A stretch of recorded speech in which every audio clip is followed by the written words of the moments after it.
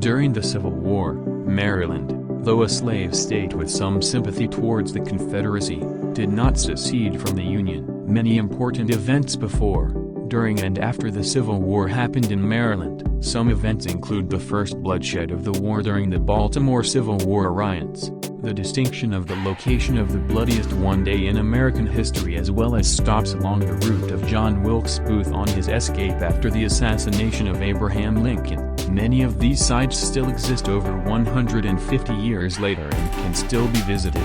Other museums have been set up so that the events can be studied and learned from. Let's take a tour around the old line state to find Civil War locations and museums. We are off to the western end of the state to Frederick, Maryland, where we find the National Museum of Civil War Medicine, first opened in 1996, before moving to the current location in 2000. The museum focuses on the medical, surgical and nursing practices during the Civil War. Immersive exhibits recreate aspects of Civil War medical issues like life in an army camp, evacuation of the wounded from the battlefront, a field dressing station, a field hospital and a military hospital ward. The Civil War marked a turning point in medicine as scientific medicine began to move forward.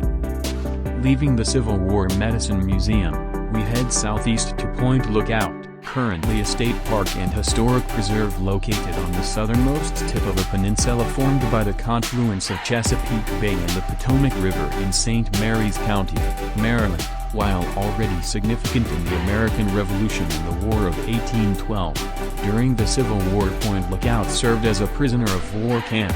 In 1862 Point Lookout contained a hospital, troop garrison and a prisoner of war camp.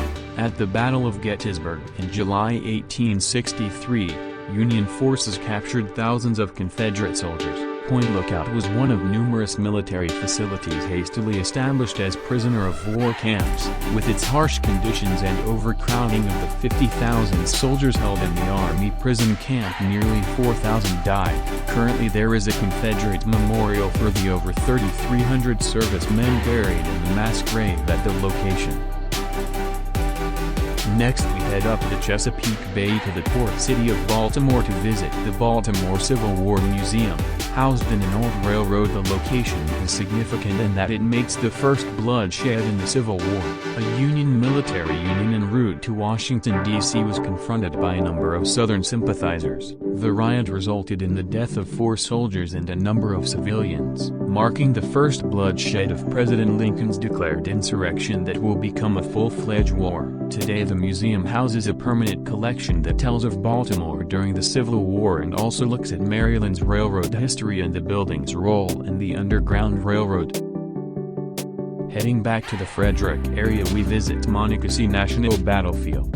Fought on July 9, 1864, the battlefield straddles the Monocacy River southeast of the city of Frederick. Labeled as the battle that saved Washington, was one of the last the Confederates would carry out in Union territory. Today the Visitor Center offers a map orientation program, an interactive computer program, interpretive displays, and artifacts of the battle. The site offers both a self-guided 4-mile auto tour and 1/2-mile loop walking trail.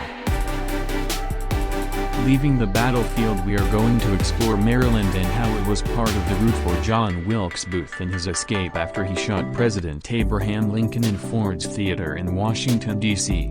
First we are to Clinton, Maryland, outside of Washington, D.C. to visit Sword House Museum, home of the family of John Wilkes Booth co-conspirator Mary Sword, where he stopped to pick up weapons after fleeing Washington. The Sword House is a historic house and museum. The house, built in 1852, Mary Sword was hanged in 1865 for being a co-conspirator in the Abraham Lincoln assassination. The Surrattsville Tavern and House are a historical site devoted to mid-19th century Maryland life and the Abraham Lincoln assassination, especially to conspiracy theories surrounding the Lincoln assassination which question the guilt of Mary Sword.